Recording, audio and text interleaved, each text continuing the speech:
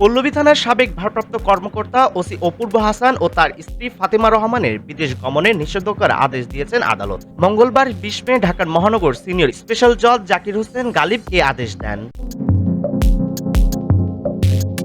এদিন তাদের বিদেশ গমনে নিষেধাজ্ঞা চেয়ে আবেদন করেন দুর্নীতির অভিযোগে চলমান অনুসন্ধানে নিযুক্ত কর্মকর্তা দুদকের উপসহকারী পরিচালক মোহাম্মদ আবদুল্লাহ আল মামুন।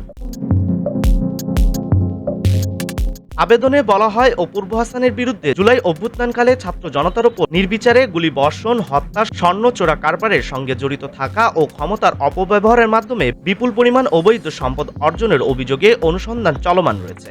অভিযোগ সংশ্লিষ্ট অপূর্ব হাসান ও তার স্ত্রী ফাতেমা রহমান সপরিবারে দেশ ছেড়ে বিদেশে পলায়ন করতে পারেন মর্মে বিশ্বস্ত সূত্রে জানা যায়।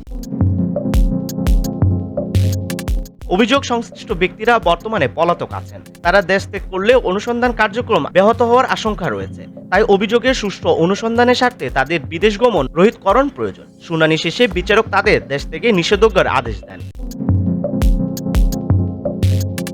গত বছরের জুলাইয়ের মাঝামাঝিতে সামাজিক যোগাযোগ মাধ্যম ফেসবুকে একটি ভিডিও ছড়িয়ে পড়ে, যাতে দেখা যায় ওসি অপূর্ব হাসান আন্দোলনরত শিক্ষার্থীদের সঙ্গে কথা বলছেন। সেই সময় তাকে বেশ আক্রমণাত্মক আচরণ করতে দেখা যায়। মিরপুর ১২ নম্বর সেকশন এলাকায় শিক্ষার্থীদের সঙ্গে কথা বলার সময় তিনি অন্য শিক্ষার্থীকে হত্যার বিষয়ে বলেন, মাইরা তো আমরা ফেলছি, এখন কি করবা। এমনকি পুলিশ সদস্যদেরও তিনি ধমক দিয়ে বলেছিলেন, যে গুলি করবে না তাকে আমি গুলি করব। এরপরেই শিক্ষার্থীদের ওপর নির্বিচারে গুলি চালায় পুলিশ। হতাহত হয় অনেকেই।